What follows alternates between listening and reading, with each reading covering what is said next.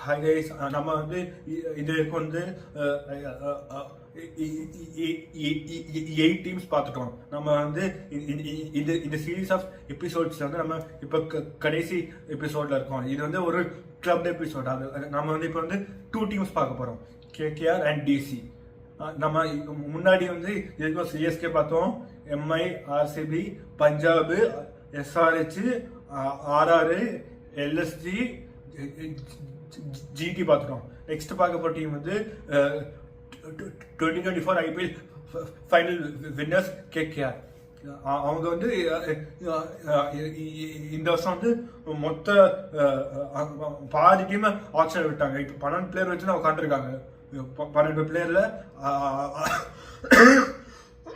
12 player தான் வச்சிருக்காங்க. ஆனா பர்ஸ் வந்து 64 crores வச்சிருக்காங்க. அவங்க வந்து வெங்கடேஷ் ஐயரை ஆக்ஷன்ல விட்டாங்க.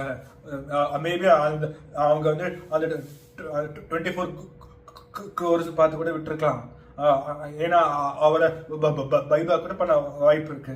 ஸோ வெங்கடேஷ் ஐயரை ஆக்ஷன் விட்டது இந்த மாதிரி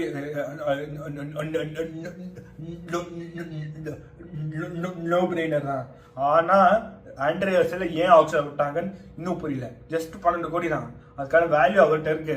ஃபினிஷிங் பண்ணுவாரு, தேவைப்பட்டா ஃபினிஷிங் பண்ணுவாரு, தேவைப்பட்டுச்சுன்னா ஃபாஸ்ட் பவுலிங் பண்ணுவாரு. பிளஸ் அவரேஜ் ஃபீல்டர் அந்த ஃபீல்டு வேற. ஆனா அவர் மாட்டடி மன்னன் ஃபினிஷிங் இல்லை. அதுவும் கல்கட்டா தான் பொட்டி கிரவுண்ட் வேற. அவர் மிஸ் பண்ணிட்டீங்களே, அல்வா மாதிரி போச்ச. ரசல் வச்சிருந்தீங்க, ரசல் மட்டும் வச்சிருந்தா நீங்க பவர்ல பிளே கூட பண்ணிருக்க தேவையில்லை.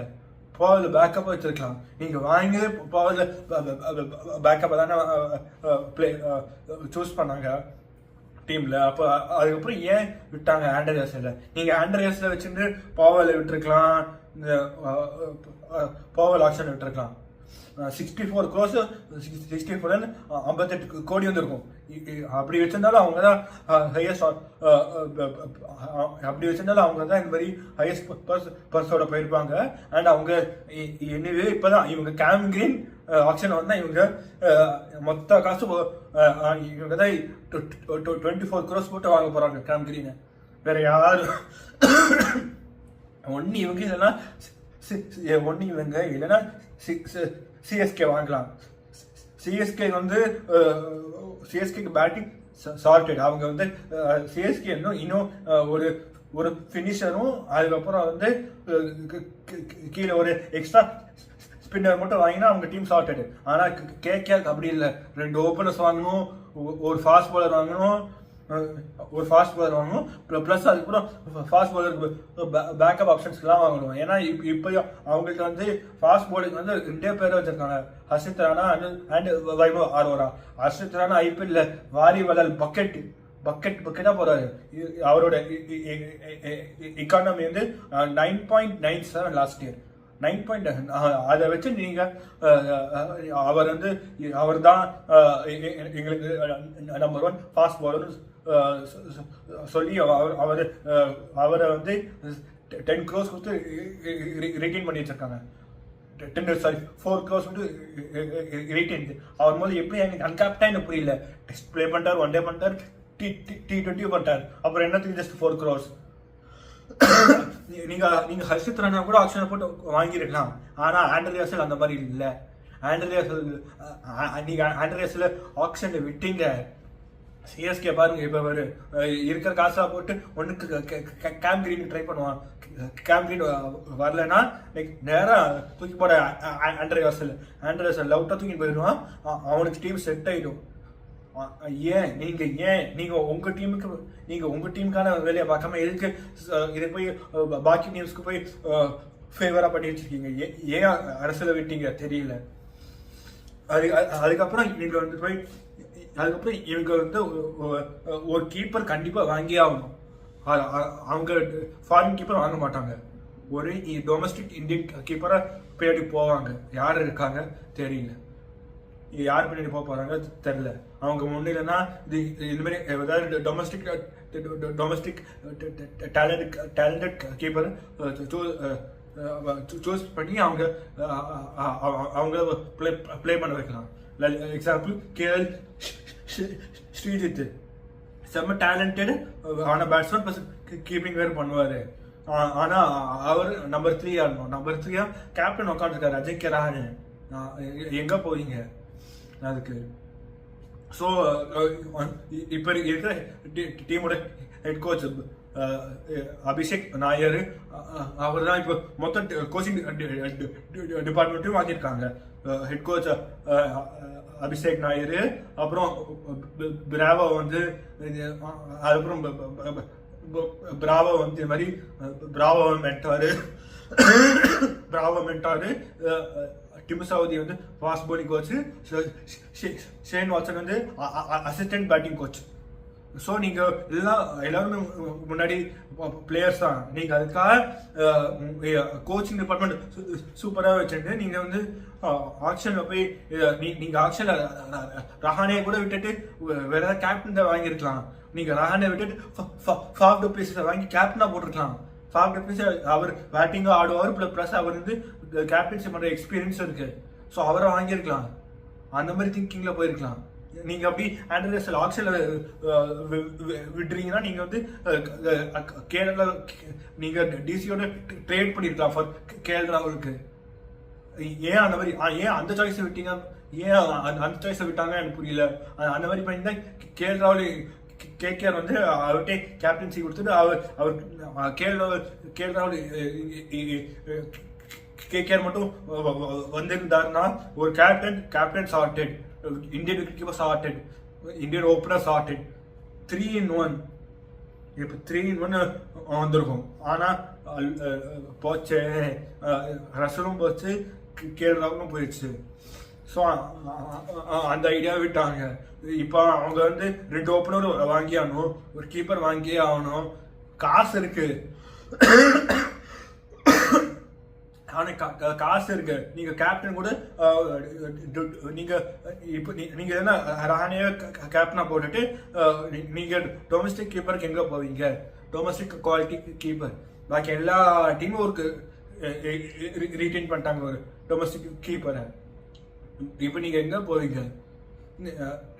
நீங்க அந்த மாதிரி டொமஸ்டிக் கீப்பருக்கு எங்க போவீங்க? ஸோ அது ஒரு கொஸ்டின் மார்க்கு. அதுக்கப்புறம் நீங்கள் சப்போஸ் கேகேஆர் ஃபாஃப் டு பிளேஸை வாங்குறாங்க அப்படின்னு வச்சுக்கலாம். ஸோ ஃபாஃப் டு பிளேஸை ஓப்பனிங் அனுப்பிச்சு விட்டுட்டு நீங்கள் அவர் கூட இந்தியன் ஓப்பனர் நீங்கள் யார் அனுப்புவீங்க? நீங்கள் ஒன்று நீங்கள் இல்லைன்னா என்ன பண்ணலாம், வெங்கடேஷ் ஐயர் திருப்பி வாங்கிட்டு அவரை ஓப்பனிங் அனுப்பிச்சு விட்டுருணும். அவர் ஃபர்ஸ்ட் ஆரம்பிச்சது ஆஸ் அன் ஓப்பனர் தான். அவர் அங்கே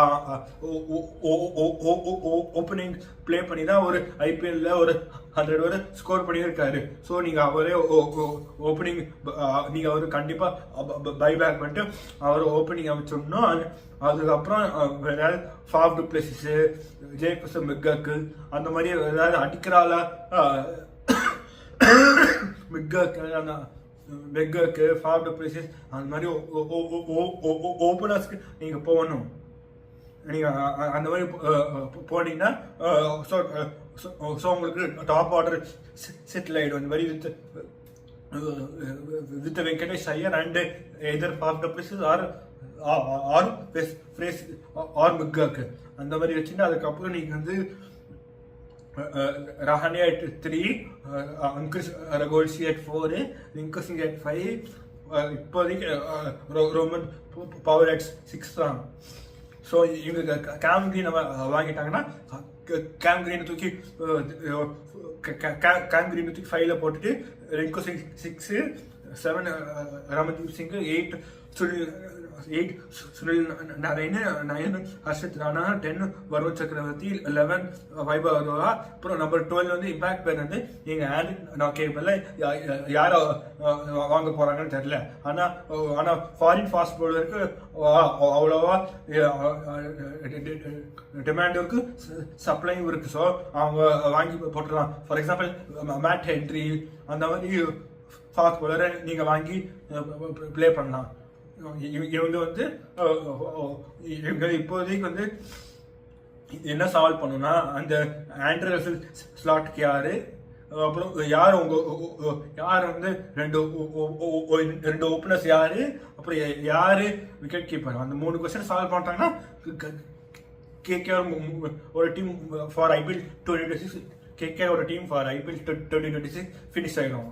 ஆனா அவங்க வந்து இந்த 3 கொஸ்டின் மார்க்கை சால்வ் பண்ணிடணும். அதாவது ஆண்ட்ரியாஸோட ரீப்ளேஸ்மெண்ட், இல்லைன்னா காசு இருக்கு கேம் கிரீனை வாங்கி போட்டுங்க, அதை அவங்க ஒழுங்கா பண்ணிடுவாங்க.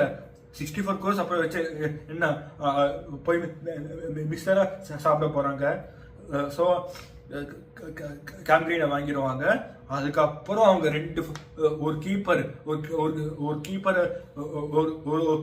ஒரு ஃபின் ஆலன் இல்லைன்னா அந்த மாதிரி கீப்பிங் பண்ற ஓப்பனரை பார்த்து வாங்கணும். அப்புறம் வெங்கடேஷ் பைபேக் பண்ணணும். இதை பண்ணிட்டாங்கன்னா இவங்க டீம் செட்டு. இவங்களுக்கு ஸ்பின்னர்ஸ் தேவையில்லை. சுனில் நாராயண், வருண் சக்கரவர்த்தி இருக்காங்க. அவங்களை வச்சு நீங்க எங்க வேணா போட்டுடலாம். ஸோ அவங்க டீம் வந்து அவங்க இதெல்லாம் பண்ணிட்டாங்கன்னா அவங்க டீம் செட்டில் ஆயிடுவோம். நான் மூவிங் ஆன் டு டிசியில் வந்து அவங்க வந்து இந்த மாதிரி ஆக்ஷனில் வந்து ஃபாஃப் டு பிளேஸில் ரிலீஸ் பண்ணிட்டாங்க, மெக்காக்கு ரிலீஸ் பண்ணிட்டாங்க. அப்புறம் மோஹித் சர்மாவை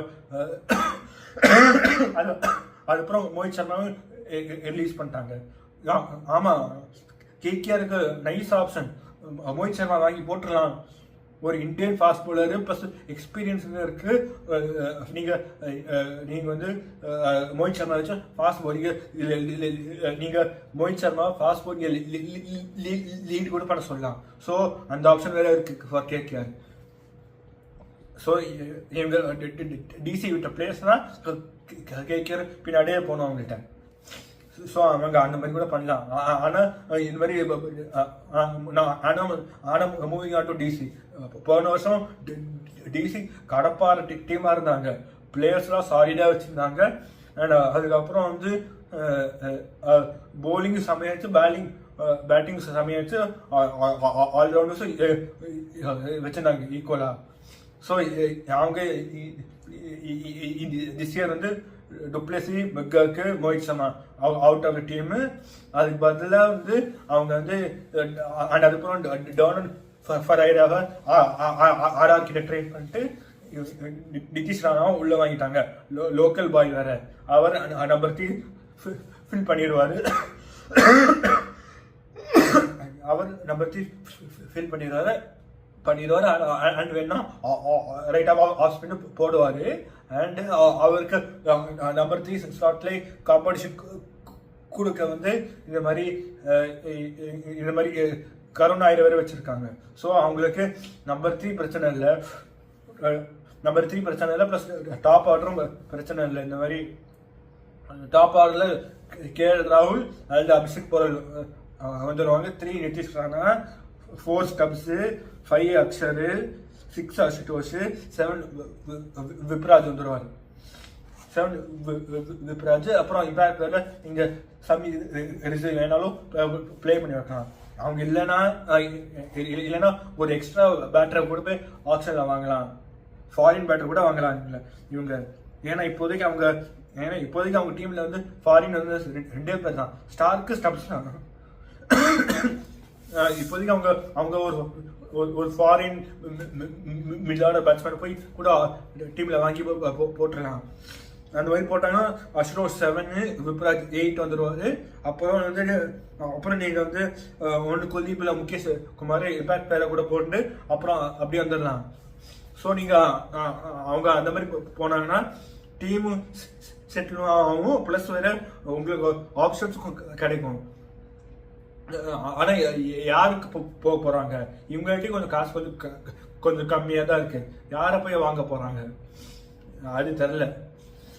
அவங்க ஒண்ணு இல்லைன்னா அவங்க வந்து குல்பதீப் நைப் ஆக்சுவலி போலாம், நைஸ் ஆப்ஷன், நல்ல பல்கா இருப்பாரு. நீங்க அவர்கிட்ட ஒரு 100 அந்த மாதிரிலாம் நாக்கெல்லாம் தேவையில்ல. அந்த மாதிரி நாக்கால தான் கேஎல் ராகுல் இருக்காரு, பொறையில் இருக்கான். ஸோ நீங்க அந்த மாதிரி அந்த மாதிரி பேட்ஸ்மேன் தேவையில்லை. வந்து ஒரு ஒரு குயிக் ஃபயர் 30-40 ரன்ஸ் அந்த மாதிரி போதும். நீங்க அந்த மாதிரி ஒரு ஃபாரின் பிளேயர் வாங்கி டீம்ல போட்டாங்கன்னா இவங்க டீம் செட்டு. அது அவங்க பேட்டிங் வந்து ஏற்கனவே செட்டு வித் கேஎல் ராகுல், பொரேல், நிதிஷ் ராணா, ஸ்டப்ஸ், அக்ஷர் ராணா பாலும் போடுவார் பேட்டும் பண்ணுவாரு. அவர் ஜடேஜா அவங்கெல்லாம் அக்மார் சர்டிஃபைட் ஆல்ரவுண்டர்ஸ். இம்பாக்ட் பிளேயரோட இம்பாக்ட் வந்து அவங்களோட பெர்ஃபார்மன்ஸ் அவ்வளோ இம்பாக்ட் பண்ணல. ஸோ நம்பர் 5ல அக்ஷர், அப்புறம் நம்பர் 6ல அந்த ஒரு ஃபாரின் ஓவர்சீஸ் பேட்டர் வந்துடுவார் ஹிட்டரா.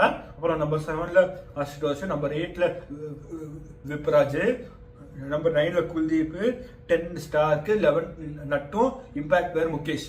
அந்த மாதிரி போட்டால் பாருங்க. போலிங் பாருங்க, போலிங் வந்து நீங்க அக்ஷர், குல்தீப், விப்ராஜ் எனி விக்கெட்ல நீங்க போட்டுடலாம், டர்னிங் விக்கெட்ஸ்னாலும் போட்டுடலாம். அதுக்கப்புறம் நீங்க ஸ்டார்க்கு, நட்டு, Mukesh Kumar fast bowling set. So நீங்க அந்த மாதிரி எடுத்துட்டு போனா டிசி வந்து இந்த வாட்டி குவாலிஃபை கூட ஆகலாம். பிளஸ் யாரு கேப்டனா போடுறாங்க தெரியல. கேஎல் ராகுலா இதே இல்லைன்னா அதே அக்ஷர் பட்டேல் டு கண்டினியூஸ் கேப்டனா தெரியல. தேங்க்யூ ஃபார் வாட்சிங். Please like, share, subscribe.